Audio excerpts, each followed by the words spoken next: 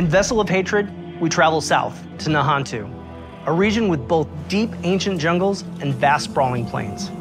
It's the last stretch of land in Sanctuary's eastern continent, and we've packed it full of experiences for every type of player. In this expansion, there's a whole lot to explore under the dark canopy of Nahantu. Nahantu is the southernmost region of the eastern continent that Diablo 4 has been taking place in. It's the last region that we haven't visited yet so far in the game, but it is one that we've been to before in Diablo. There's lots of new areas. We have 6 in total. 4 of them are jungle themed, and then we have 2 that are Red Rock Canyon, but each one of them has their own unique identity.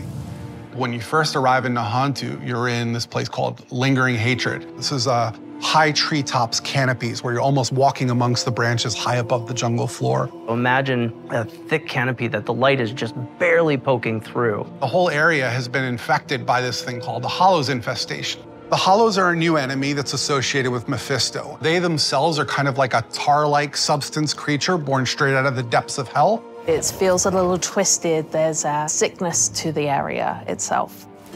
Humans have ventured into this deep part of the jungle where there's all this poisonous plants and flora. The dregs actually started experimenting with eating these hallucinogens, and it put them into this aggressive psycho rage.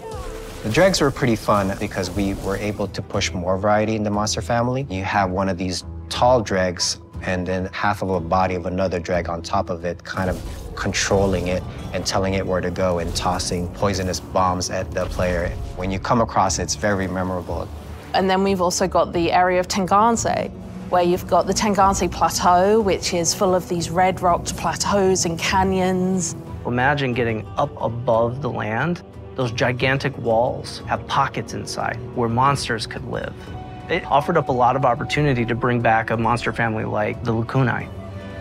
We're bringing them back in a new way here as a fully fleshed out monster family with multiple classes. What a more brute force looks like, what a caster looks like. They are very much apex predators, and we're definitely in their territory.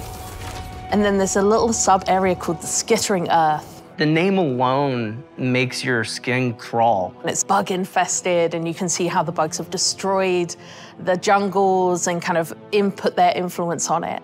Within the Field of Giants, you have these giant corpses of these long dead demons that humans have begun to mine away at for their resources. While they've got a lot of use out of them, they're also toxic to the land around it. The notion of massive demons walking Sanctuary 1,000 years ago is really thought-provoking. Plateau's also got just this beautiful color scheme to the lighting. It's really lovely to be there. And then horrific at the same time, you know, it's great.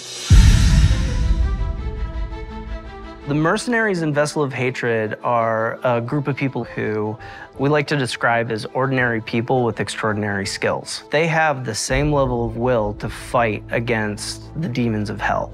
And there's 4 mercs that you can collect over the course of the campaign. Starts with Rahir, a blacksmith and a shield bearer, is more a defensive fighter. He's able to go in there and soak up damage, use his shield as a bulwark against the enemy. You meet him early on in the campaign, and he's one who introduces you to the mercenary network. You end up finding acquisition quests for 3 other mercs that you can find throughout the course of the story. Subo, the drunken archer, is gonna work really well for people who want someone who's out of the main melee, in the back, offering utility and that kind of range support. Then we have Variana, a berserker crone, who's a melee combat fighter, close range. She's got a really cool combat meter, a massacre meter, where you need to keep killing enemies to get the meter to be filled. She's got a bunch of really interesting utility skills that you can kind of build in. Finally, we have the demon child Aldkin, who's a magic user who can transform himself from human form to demon form and join you in combat. There's this really great reinforcement ability where you can take one of the mercenary skills and attach it to one of your powers so that when you use that skill, it calls them in to do a specific skill.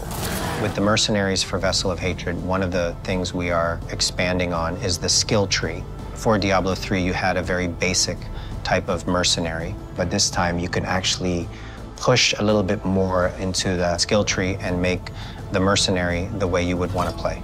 Going through each mercenary progression arc and outfitting their skill tree so that it's complementary to your character build, I think that's where the fun in the mercenary system really lies. The Dark Citadel is a new in-game feature that's coming in Vessel of Hatred. It's an entirely cooperative player experience. All the mechanics within it are based around you working together with your party members to solve the challenges and face the first Khazra hordes within. One of the outcomes of the Mage Wars is this giant crater and all the souls that were kind of lost in it from those wars. The goal of the first Khazra, who are kind of the original Khazra, they're using the powers within the Citadel found within this crater to perform experiments to try and bring back their Dark God. Only recently, people have started going missing. They head into the Khazra region, they disappear, never to be seen again. So it's clear that whatever they're planning is about to come to fruition, and your job as the players to get in there and stop it.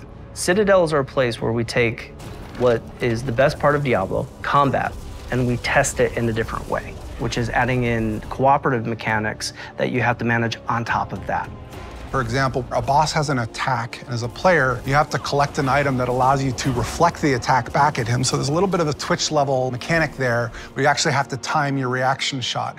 What's interesting about it is when you get multiple people in there, we're each responsible for reflecting that shot once, so we all have to sort of master the timing of that move. You can't do that kind of thing without coordinating as a team, and that's sort of the example of what Citadel gameplay feels like. When designing the Citadel, we designed a lot of really cool bosses. And so one of the things that we did is we took that design and made like armor sets for each of the classes. That way you feel like you took their armor and you feel like you're wearing a little bit of them after your victory.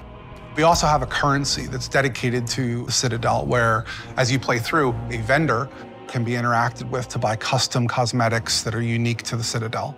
You can play with 2 people, but the ideal experience is for 4. In order to facilitate that, we've built an all-new Party Finder feature, and the community has been pretty vocal about wanting this for a long time. It made a lot of sense to us to pair it with this new Citadel mode. It really is an activity that's geared towards people who love to play together with their friends or with strangers and enjoy that cooperative gameplay. I cannot wait for players to get into the world. I'm really just excited for people to see all the little hidden storytelling elements that the team has fit in. There's interesting things to find and see and discover around every corner, and it's just a really great experience getting to explore Nahantu.